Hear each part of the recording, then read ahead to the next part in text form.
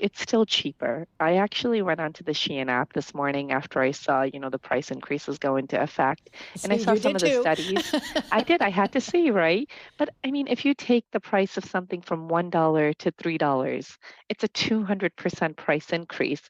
But will it have the consumer pull back on what they were planning to buy? And that's probably like a makeup brush or something like small like that. So I think we have to look at the price elasticity. And to your point, if that item is still more expensive elsewhere in the US, then you'll still buy it there. But yes, prices are going up there. Remember, they are hit with two things. The first is the tariff, of course, but the de minimis exemption that they no longer can hold is the bigger hit that they have, which is why they're having to face all these tariffs with which other countries are not having to do. It's only China where this exemption was removed from.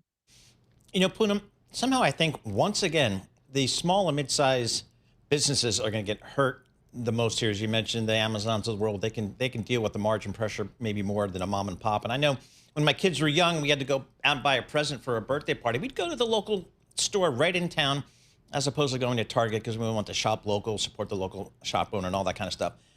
But if they see their prices rise, what are they going to do? And that's a big part of this U.S. economy. Yeah, look, the mom and pop shops, the small businesses, to the extent that they still have inventory, they can probably weather the storm. But once the inventory gets depleted and they have to refresh with new things coming from China, whether it's through a supplier or direct, the prices are going to be higher. And they will not be able to pass along these price increases to their consumers, especially, when you think about it, Paul, you and I, right? If you want to support the local shop, you may go buy the toy there. But if you know you can get it cheaper at Amazon or Walmart because they're willing to absorb much of the price increase, you're going to go where it's cheaper, right? That's where the Yep. consumer is going to drift. Now, you mentioned inventory. When are we going to start to see a difference in the inventory from, let's say, the Walmarts or the Targets? Yeah, I think a lot of what they sell is stored here through suppliers and their own distribution networks. So they still have some inventory on hand. But when you get into the peak back to school holiday selling seasons, by no means do we have enough inventory to fulfill demand there. So I think in the next 2 months is my best guess is when either you'll start have to bring shipments in at higher prices or you'll have to change what you sell. And Amazon can do that because it does have a marketplace that's very diverse. So, maybe you're selling, I don't know, yellow erasers, and now you go somewhere else and source pink erasers. It can vary.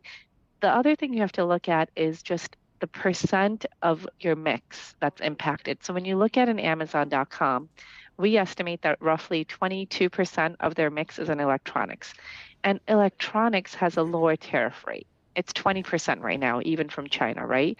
So that's manageable compared to the 145% that they'll be paying from apparel made out of China or coming from China. So a little difference in, where the price sensitivity will be across the goods that they sell.